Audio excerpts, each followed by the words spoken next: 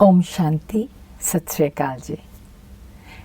Welcome to God, GOD, ज्ञान of the day, James of the day, Gurbani of the day.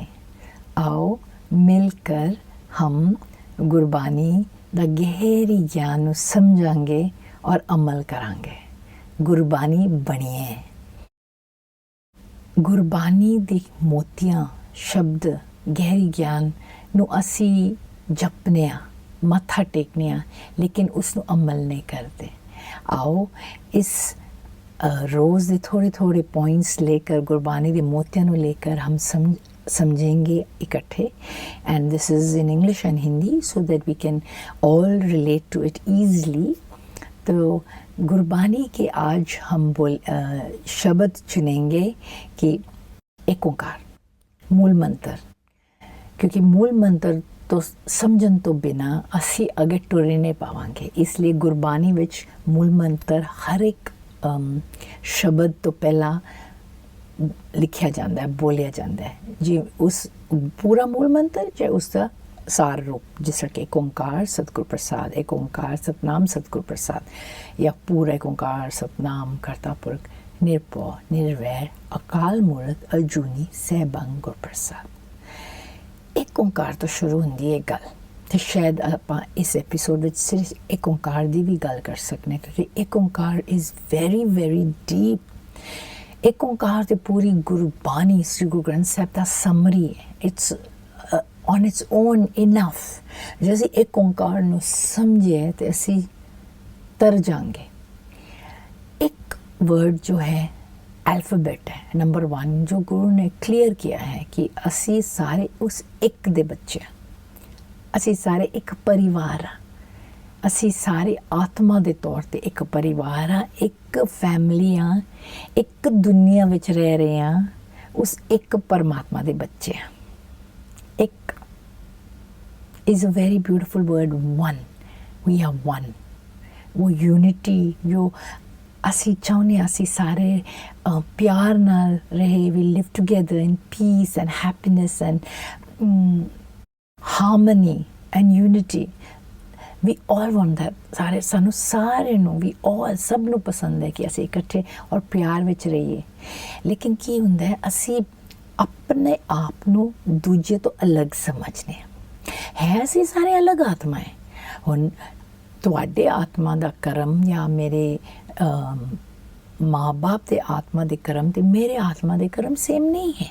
इस वास्ते साडे कर्म अलग है, साडा ख्याल अलग है, साडा सोच अलग है। असी एक अलग जीवन जीव है, another living being. I am one living being, you are one living being, and so many souls on earth. Everyone is a living being. तो असी सारे आत्माएं हैं। We are all souls, spirits, और असी सारे उस एक परमात्मा तो आए हैं। उस लाल सुनहरी देश पार ब्रह्म परमेश्वर, पार ब्रह्म, इस ब्रह्मांड तो पार अकाल पुरख रहंदे ने। और वो क्यों? क्योंकि देखो असी उत्थों ही आए हैं जिसमें असी निर्वाण कहते हैं, निर्वाण धाम, परम धाम, सोल वर्ल्ड, पार ब्रह्म। ये सारे शब्द यूज़ किए गए ने इस आत्मा की दुनिया वास्ते। पर इन्ना नहीं बोलिया जाता इस दुनिया के बारे। क्यों? क्योंकि इन अखां नाल असी देख नहीं सकते। असी क्योंकि 5 तत्व विच असी रहने आ। साडा मन साडे ये 5 इंद्रियां दे काबू विच है। साडा मन भूल गया, has forgotten that it's a soul and it's come from soul world. We are all living in amnesia. We are all, असी भूल चुके हैं। किसी नू याद नहीं कि मैं आत्मा। असी रीलर्न कर रहे हैं। We are learning it again, that, and we are understanding it again and realizing it again कि I am a soul, I am an atom, Atma. And the word Atma comes from the word atoms. The atom is so tiny and Atma is tinier than an atom. So जब असी आत्मा नू समझांगे तो असी समझांगे असी अलग 5 तत्व तो उत्ते अलग तत्व है। तत्व भी नहीं है, एक शक्ति है, एक ऊर्जा है, जो कि इस शरीर ਨੂੰ ਚਲਾ ਰਿਹਾ ਹੈ। आत्मा है तो शरीर है, आत्मा नहीं है तो शरीर नहीं है। आत्मा निकल जाए तो शरीर मुर्दा लाश। तो मैं आत्मा, ਅਸੀਂ ਸਾਰੇ आत्मा हैं, उस एक ਦੇ ਬੱਚੇ हैं, एक ओंकार, एक परमात्मा। ਉਸ ਨੂੰ ਅਲੱਗ ਕਿਉਂ ਕੀਤਾ ਗਿਆ? ਕਿਉਂਕਿ ਉਸ ਇੱਕੋ ਆਤਮਾ ਦੀ ਗੱਲ ਹੈ ਜਿਸ ਦੀ ਕੋਈ ਰੂਪ नहीं है, जिसकी कोई शरीर नहीं है, जो माँ के गर्भ विच आके जन्म नहीं लेंदे। हर एक आत्मा जो असी देख रहे हैं, इंटरैक्ट कर रहे हैं, मिल रहे हैं, या उहदे कोल सीख रहे हैं, या उसकी बाणी पढ़ रहे हैं, जो भी वो आत्मा माँ के गर्भ विच पैदा होया है, वो परमात्मा नहीं है।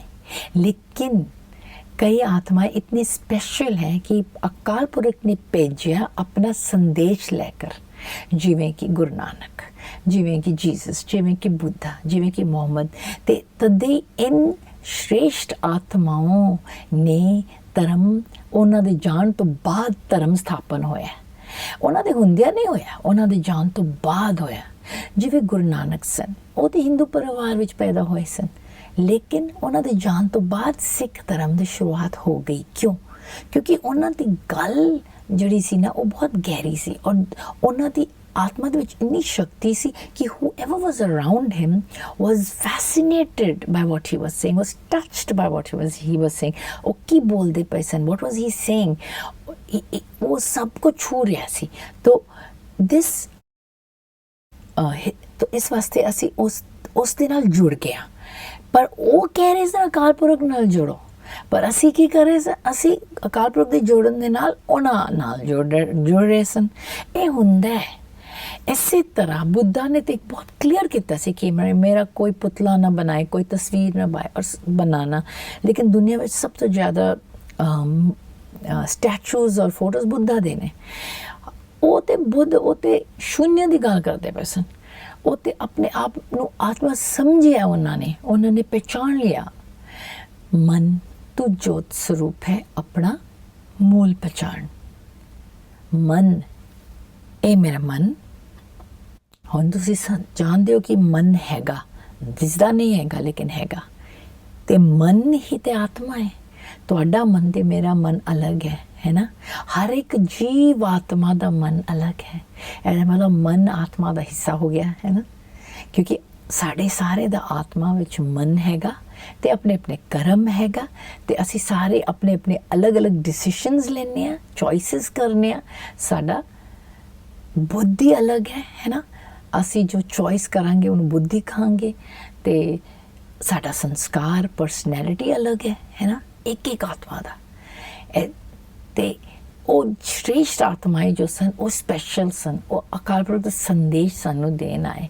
गुरु नानक देव जी ने इस असी श्री गुरु ग्रंथ साहब पढ़ने जिस दी असी विचार कर रहे हैं, उस दे विच गुरु नानक देव जी ने सानू जगाण की कोशिश की, सानू अकाल पुरख नाल जुड़न की कोशिश की।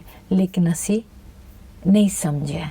असी सिख दा मतलब सीखना ते कभी खत्म नहीं करना सीखना, पर असी अपने आप नू दूजे धर्म तो अलग समझने लगे हैं। असी अलग नहीं है।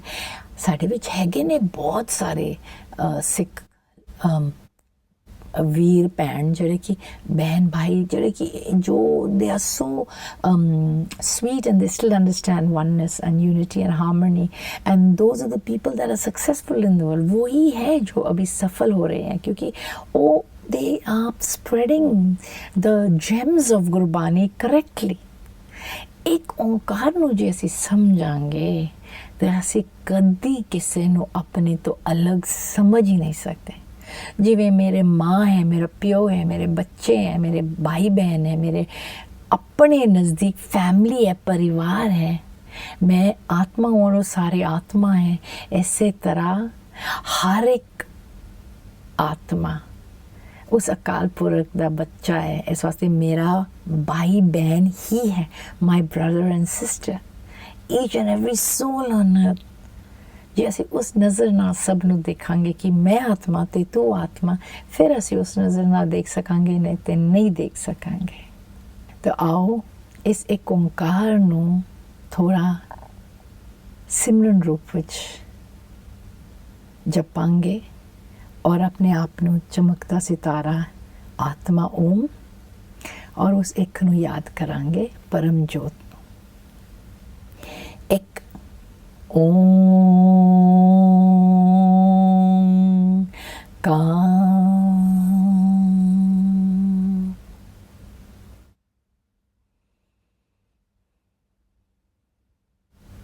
Thank you. ओम शांति। सत श्री अकाल।